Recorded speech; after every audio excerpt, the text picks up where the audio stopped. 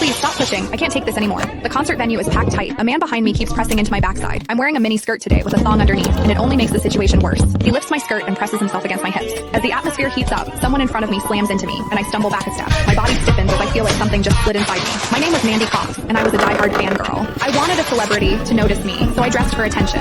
I wore heavy makeup and made sure nothing about me went unnoticed. My low-cut top revealed a wide stretch of skin, and my chest bounced with every step. I paired it with a mini skirt that barely covered my thighs and sexy white stockings which hugged my legs. But when I arrived, reality hit. The concert venue was packed so tightly I couldn't move, and the crowd swallowed me whole. The celebrity was never going to notice me. I craned my neck and shouted, "Darling, take me." I never imagined that line would draw the wrong kind of attention. Instead of the celebrity, it caught a filthy creep. After I shouted it, I became aware of a man behind me, repeatedly bumping into me. At first, I brushed it off. In a crowd that dense, accidental contact was easy to explain, but the feeling wouldn't go away. Something hard kept pressing against my butt from behind. I assumed I'd accidentally backed into his hand where it rested behind me, so I turned and offered a polite apology. "Sorry, I didn't mean to bump into you." He paused, then flashed a leering smile and said, "It's okay, I don't mind." When I turned back toward the stage, I felt him press against me again, more deliberate than before. I kept my attention on the celebrity on stage and shut him out. The man became increasingly brazen, pulling up my skirt and pressing close against my backside. I had only a thong on underneath, which left my butt exposed. I felt his touch directly against my skin and assumed it was his finger. Only then did I realize something was wrong. The pressure was warm and solid in a way a finger could never be. My mind lurched as the truth hit me. In the 20 years of my life, this was the first time a man had ever molested me. Fear surged through me, sharp and overwhelming, and my body reacted with an instinct to flee, but there was no way to move. The concert floor was packed wall to wall, leaving me stuck where I stood. I drew myself tight, bracing as if tension alone could keep the fear out.